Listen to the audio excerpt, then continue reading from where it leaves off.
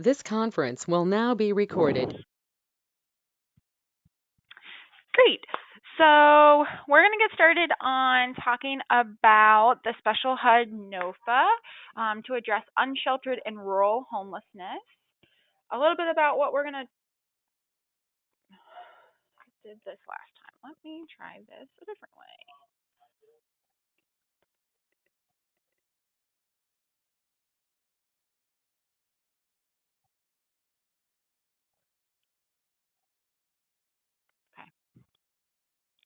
Okay, we're going to talk a little bit about an overview of the special NOFA, the local CoC NOFA, some scoring criteria, the timeline, details about how to submit because it is a little bit complicated, and then time for any questions that you have. I think in particular, just something I want to make sure that you understand is this training is just a general overview of the special NOFA. It's still the responsibility of all of our applicants to read the entire NOFA and any documents that pertain to the funding in its entirety to make sure that you completely understand what you're applying for and getting into if you do choose to go forward with this opportunity. We put as many materials and resources as we can on our website, but HUD has a whole page devoted to this funding opportunity. If there's anything that you have questions about, please just let us know.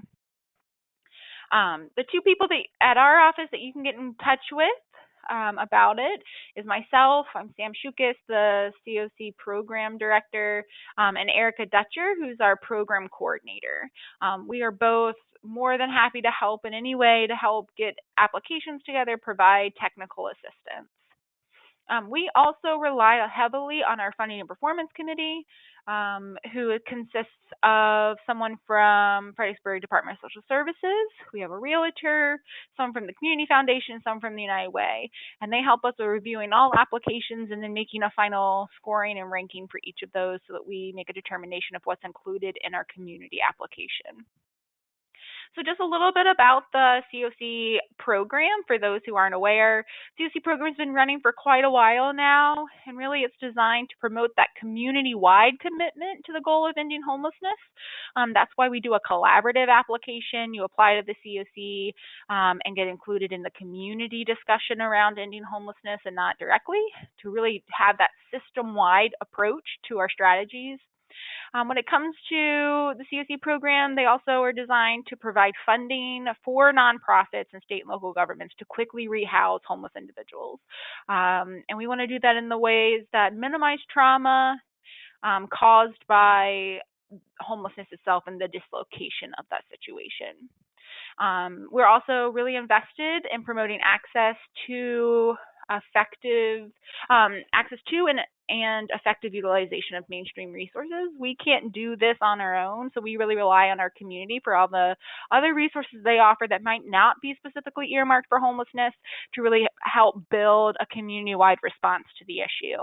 And then finally, all of our programs are about making sure that people aren't on our programs forever if they don't need to be. So we're about promoting self-sufficiency amongst the homeless population. For HUD in particular, and particular to this NOFA, priorities are listed here, but we are focusing on unsheltered homelessness and unsheltered homelessness with severe service needs in rural areas. So those who don't usually have access to services because of their rural location. There's a lot of emphasis around providing assistance to tribal lands in our area, which we have a couple. We really are looking for a broad array of stakeholders to help us in our effort.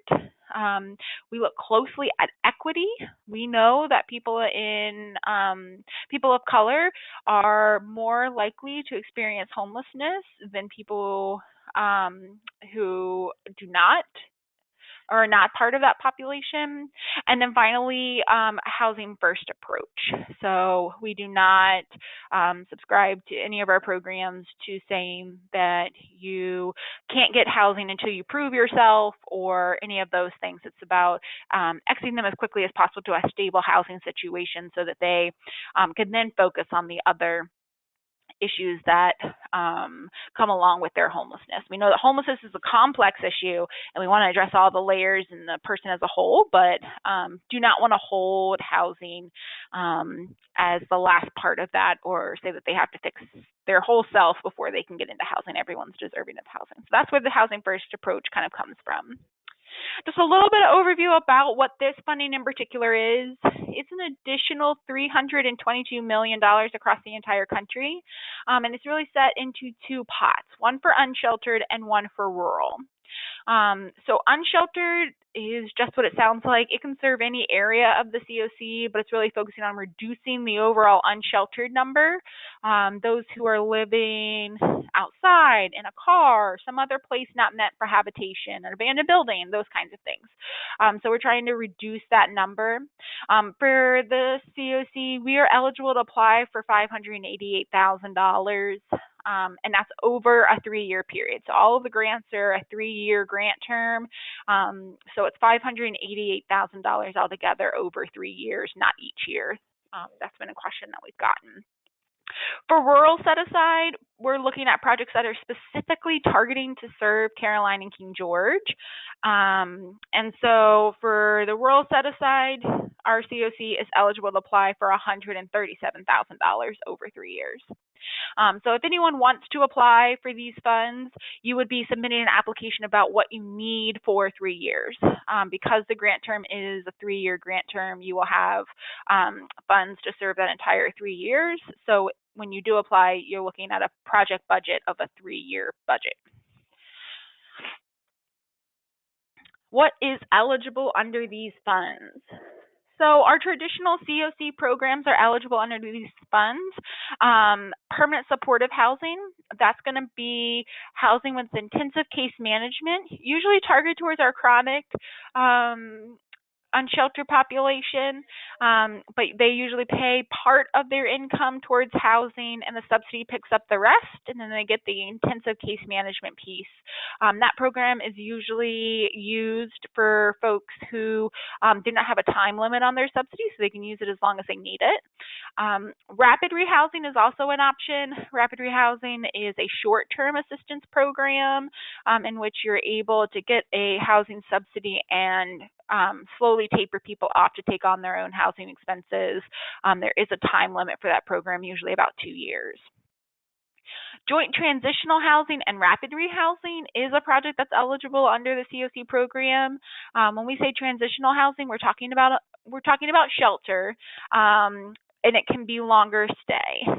Transitional housing was moved away from HUD funding a couple of years ago, but since they had done that, they have come back to the idea that transitional housing can work for some populations like domestic violence, youth, mental health, and criminal justice involved folks.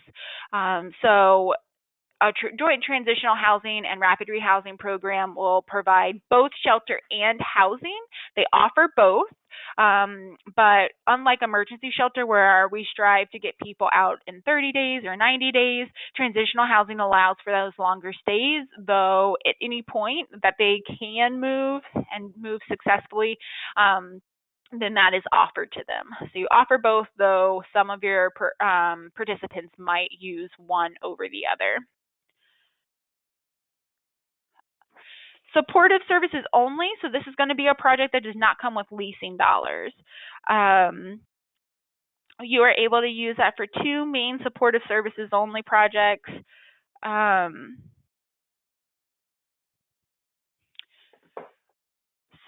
Coordinated assessment, that's going to be our like helpline services, anything that's working to connect people to our system and getting them through to other programs.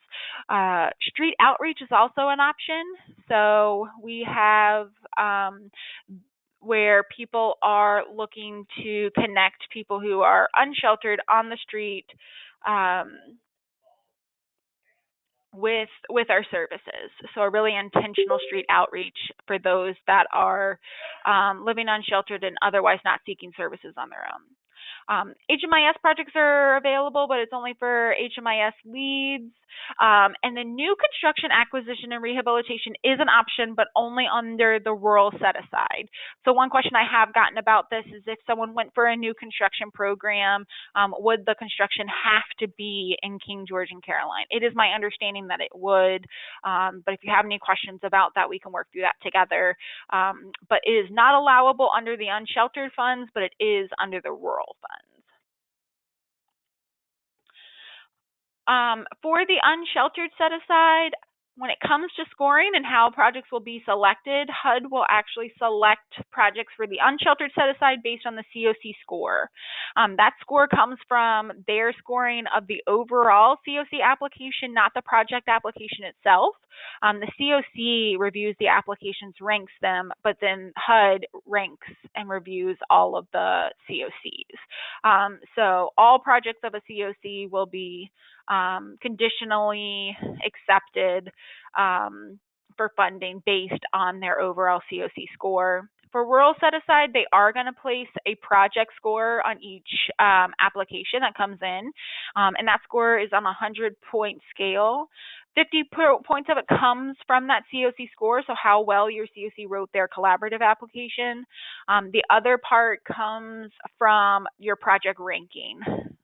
I never quite understand the math on this, but up to 40 points proportional to your ranking. So if you have 4 projects, they would give a proportion of 40 to the one who's ranked number 1, a proportion to number 2, and the scale points go down as they go. Again, I never quite understand the math behind the proportions, but it's based on your actual ranking. And then finally, the last 10 points is on serving structurally disadvantaged areas. So in particular, we're talking about geographic areas that have high levels of homelessness, housing distress, and poverty, and are located where CoC services have until now been entirely unavailable. So that would be rural areas or even trust lands and reservations. So if we've never been targeting those populations or those geographic areas and they're experiencing some high levels of community distress, you're going to get some 10 points from that. Just a little bit about how funding is going to work. The George Washington Regional Commission serves as the CoC lead agency and therefore submits a collaborative application for federal, state, and some local homeless funds. So for this funding, it falls into that bucket. All grantees who would like to be considered for any part of this funding will have to go through the CoC's local funding process in order to be considered for HUD funding. There is no direct applications to HUD, so you have to go through the CoC process. A few documents that is helpful as you think through your applications. The CoC each year comes up with policy priorities. They look very similar to the HUD policy priorities that we talked about at the beginning of this webinar, but it outlines what our key programmatic situations are for determining what we're going to prioritize funding allocation towards. So it's a good place to look about, what are our priorities overall and how we prioritize the allocation of limited funding that we receive.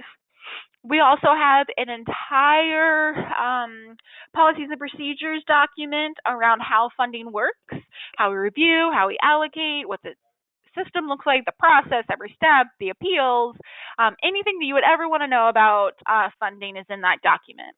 Both of these documents are on our website, and if you have any questions as you read through them, we would be happy to help you answer those.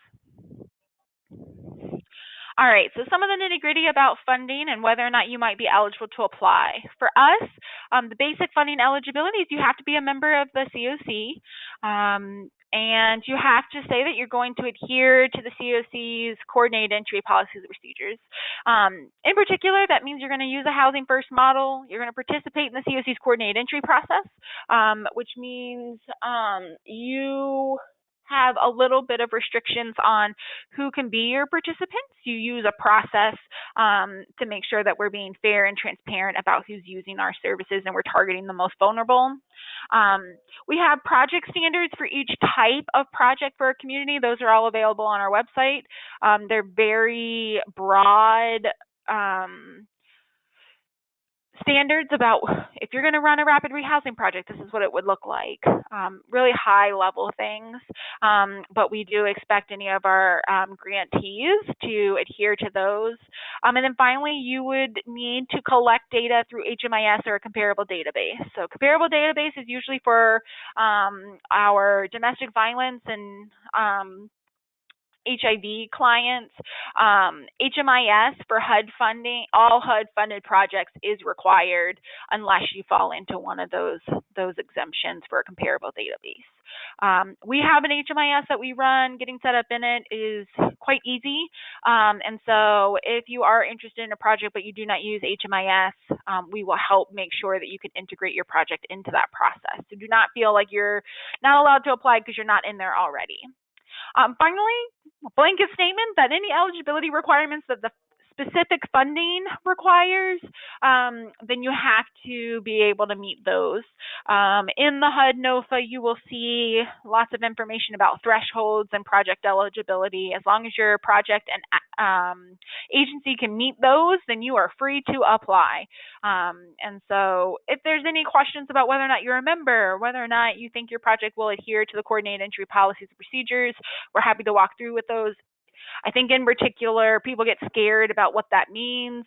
We help with the planning and the process for intakes and selecting participants and things like that to help make sure whatever process you want to use adheres to that process. So do not feel like if you don't know what that means or how that's going to work, we help with any projects that need that assistance. A little bit about how the funding would actually work. So the notice of funding applications and the scoring sheets have been released. They've been out for about a week or now. So they are on our website. Project applications must be received by the deadline. And we're going to go through what receiving an application means. But applications that are received late will not be considered. So please make sure that you are on time. Most of our applications are actually electronically based. So for the local competition, we will actually have the submit button disappear. HUD, it doesn't, but just know that it limits your ability to really be considered if you are not preparing to submit on time. Once all the applications are received, the Funding and Performance Committee is going to review and score each of those project applications individually. They then come together and create one scoring sheet per application. Funding Performance then will look at the overall applications and determine whether or not each one will be accepted or rejected. And if it's accepted, they're going to determine at what amount. So they have two options. They can accept at the full amount requested, or they can accept at a reduced amount for whatever reason. Projects that are accepted will then be ranked in the order of priority for funding, and that is because for a majority of our funding, they start at the top and then they fully fund until they run out of funds. So that's what we keep in mind when we talk about ranking, is if we could only fund one of six, what would be the first one we would fund? If we could only fund two of six, what would be the two we would fund? So we think about ranking in those ways.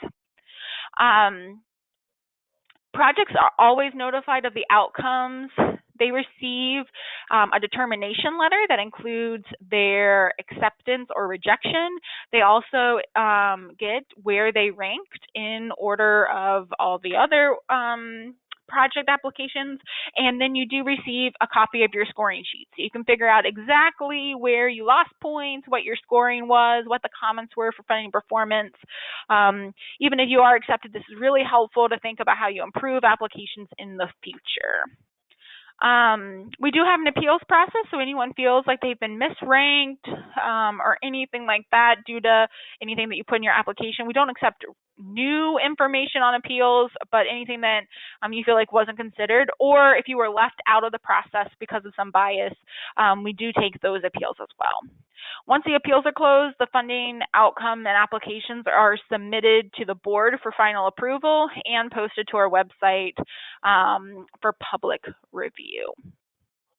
We're going to go through our local NOFA and the applications, but I do want to just pause and see right now in this brief overview if there are any questions.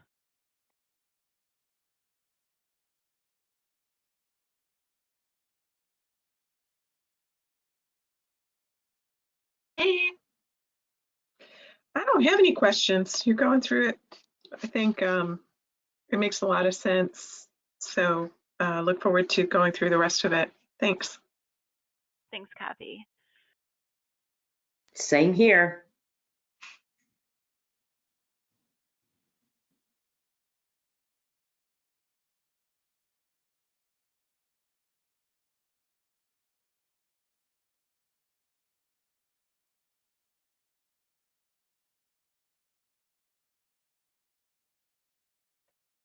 Okay, great. I'm hoping you guys can see this.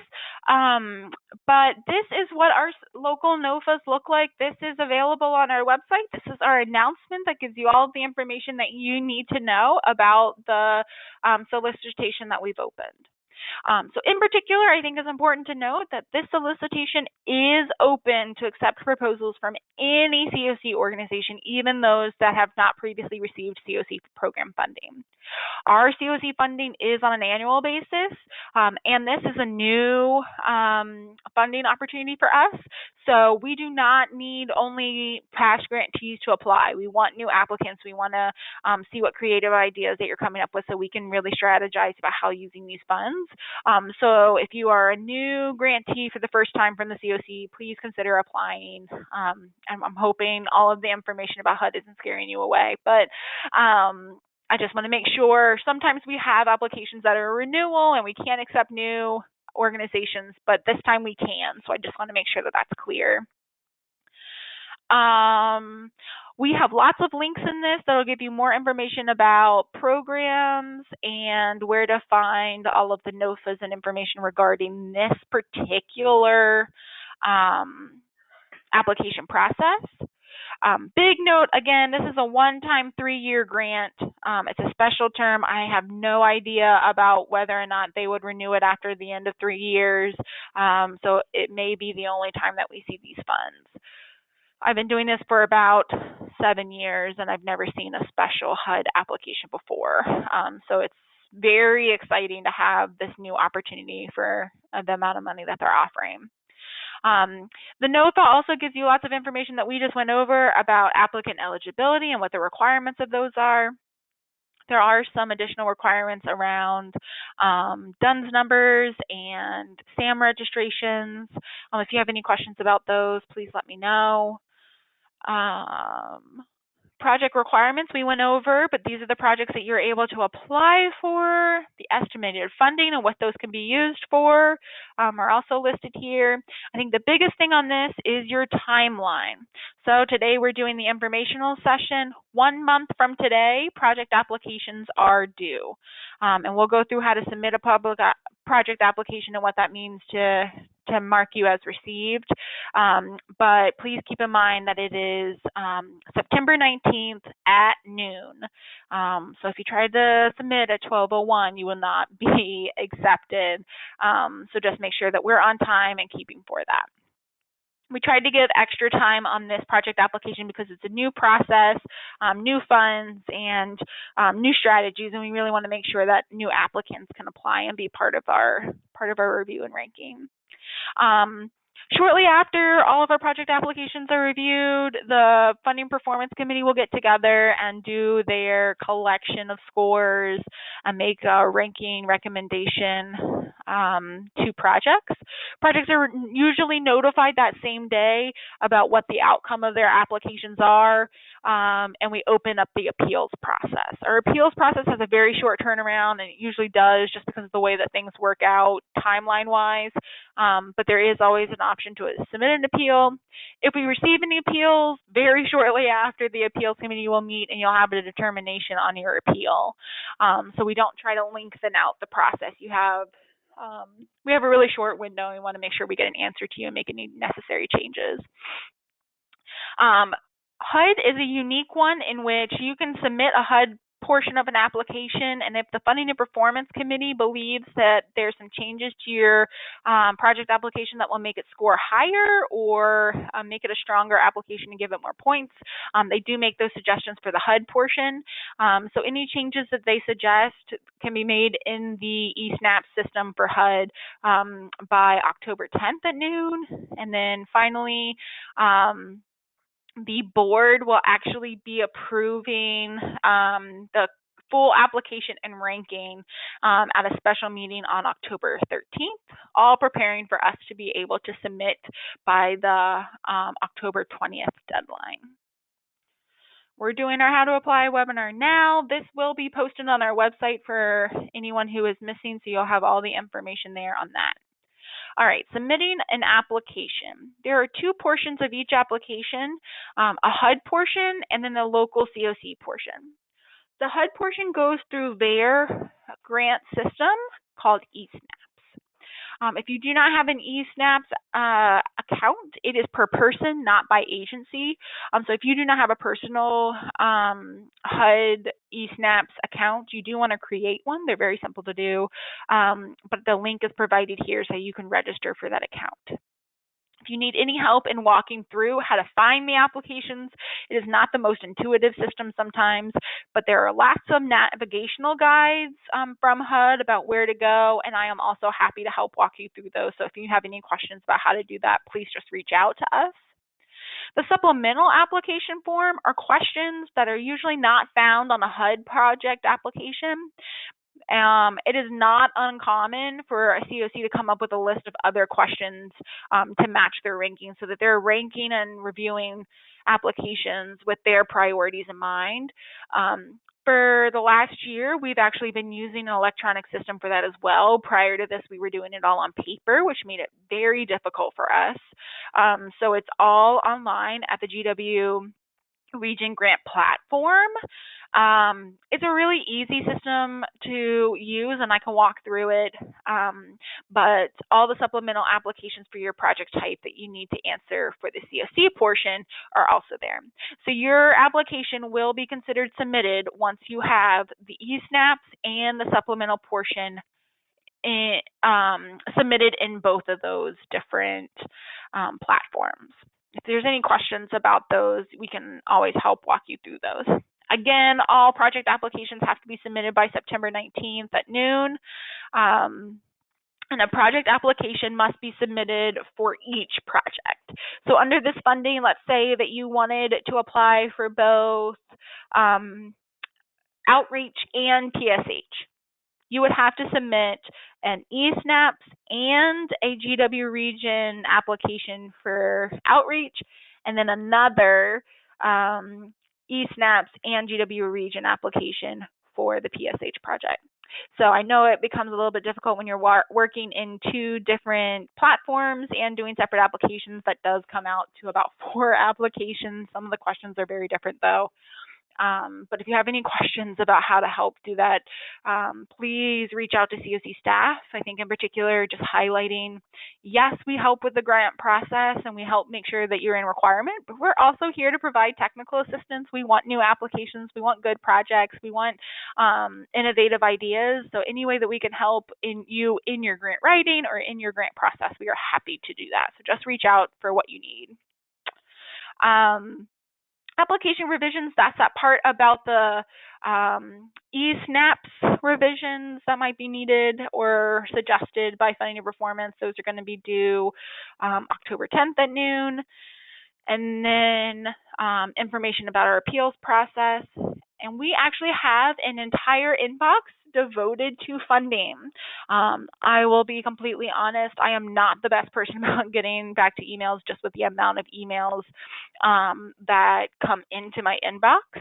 And so I do not want you to get lost in the mix. We have staff who are monitoring the funding inbox, so please send your questions there so that we can make sure that we get you an answer. I am going to switch over to the project application, especially the supplemental part. I'm not going to walk through the eSNAPs part, but the supplemental part, which is the CoC priority questions. But I do want to pause just for a second if there's any questions on what we just talked about through the NOFA.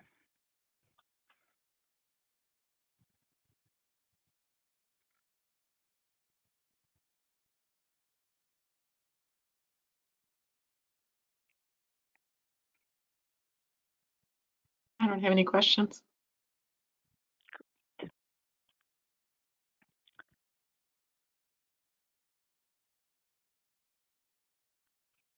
Okay, let me pull up the screen.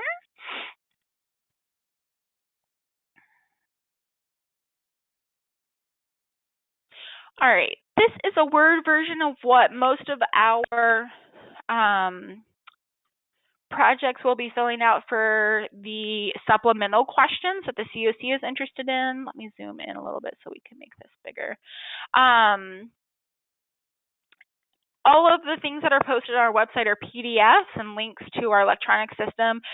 I strongly recommend filling out your application in a Word document and then copy and pasting it into the electronic system, just to ensure the formatting and spelling and grammar and all of those things are being accounted for. If you need a copy of the Word application in order to do that and make your life a little bit easier, please reach out and we'd be happy to send it to you. But in particular, you will see between our scoring sheet and our supplemental application, the questions map right over.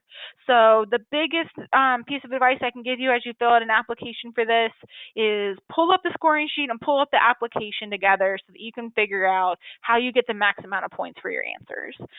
We outline what 1 point is, what 2 points is, what 3 points is, what 4 points is, and what that means. And so just make sure that you put as much information as you can in there to give all of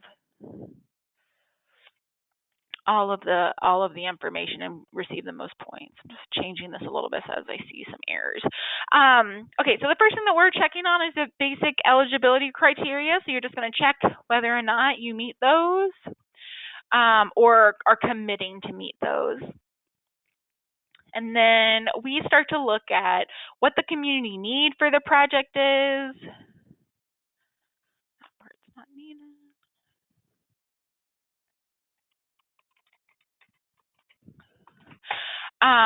So what the need is how you think it will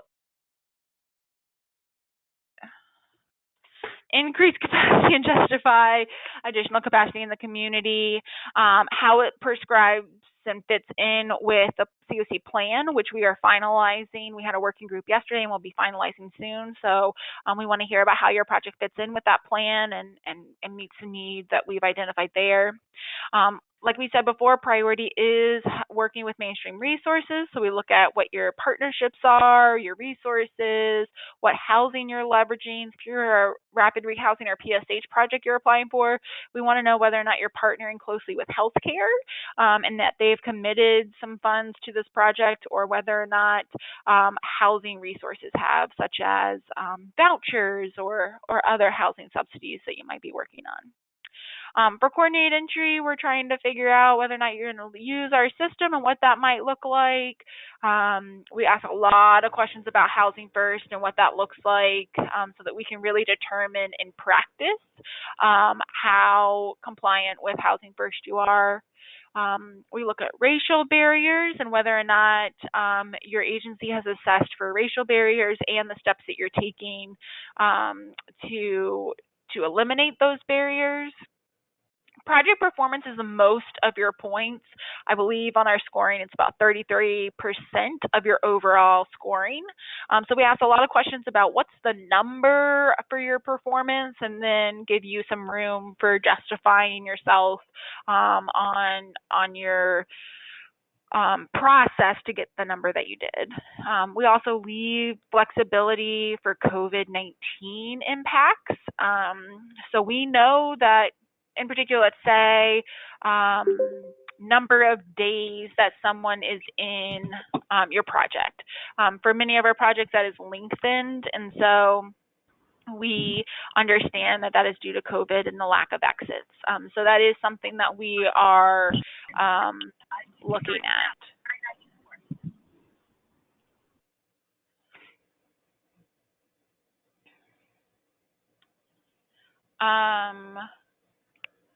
For 13, we're trying to figure out your staff capacity and how many people you can actually take on. If it is a new project, I think you can make a estimation about what you think that might look like, though you might not have solid numbers. It's okay. You put what you can, and then we'll figure out the rest. We definitely take into consideration that some of these projects are not currently running and therefore may not have all of this data. Program Operations Administration is about whether or not your agency can actually take on this funding and effectively administer it. So we look at your organizational capacity, your staffing, if you have any prior experience with federal funds. If you do, we look at whether or not you spent all your past money and if you have any monitoring or audit findings. There are a few attachment requirements, regular things that we ask for all of our applications, such as your project policies and procedures, how you're actually going to run your project, any job descriptions that you might have. We, again, want to make sure that they're housing focused, especially for housing case managers. And then if you are a current project in APR, but none of these projects will be that. If you were not a part of our organizational review, we do require some agency level applications, such as the spending plan, your board of directors, an org chart, your 990, profit loss. It's all in the evaluation of whether or not your agency is fully prepared to take on a grant of this magnitude and from federal requirements and spend the funds. So we're just trying to make sure that we're giving it to high performing projects, but also organizations that can do the work and meet all the requirements. So that's the application. Very quickly, I'm going to go into our grants platform so you see what that looks like. So let me just get that pulled up.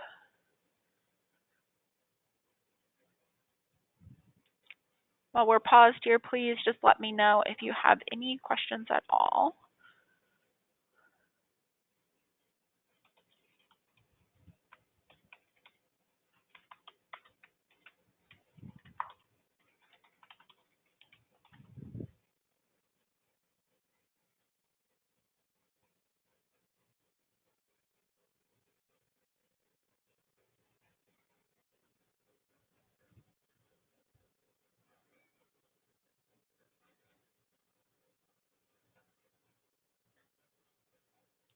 Okay, so if you go to the link on our website, this is what you will see. It is the GWRC's funding platform. You can sign up and register for a account if you do not already have one. Again, it is individualized by person, not agency. Once you log in, you are able to go to your applications and see your forms. If you would like to start an application, get off configuration, you can then jump down to what type of grant you're applying for. You'll see the Fredericksburg Regional Continual Care there, and then we will list all the different options of what we're able to do through this. So for us, we're talking about today the Special NOFO. I do think it's important to mention that we do have 2 current HUD applications out at the same time, and so therefore, please be very sure that you are applying under the right one. The FY22 CoC program is our regular annual amount, and then today we're talking about the Special NOFO for unsheltered rural homelessness. Once you click that, you'll see lots of information about what this funding is for. You can then choose whether or not you're applying for a rural set-aside or an unsheltered homelessness and the type of project that you are applying for. Once you do that,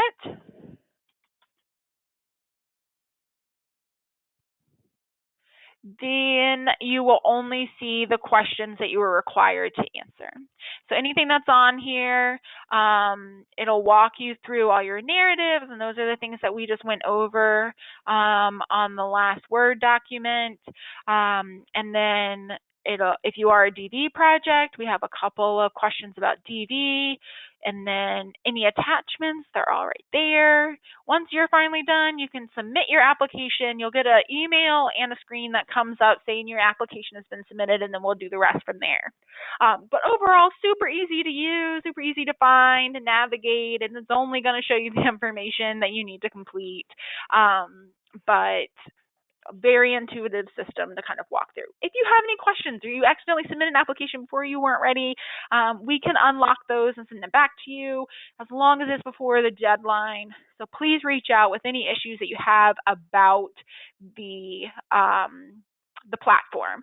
I think in particular, we're willing to be flexible and work with you as long as you're reaching out more than 10 minutes before it's due and saying you have an issue. So lots of communication and communication early for us to assist is the best way. Overall, any other questions or things that you would like to go over to feel prepared for this NOFA? Like I said before, this will be posted to our website, so if you want to watch this again or watch it 20 more times, it'll be there for you to watch. But staff is also here to assist you in any way possible. Like I said, we want new applications, we want people applying, and we don't want our system to be a burden to do that. So please reach out to us about how we can make you as successful as possible.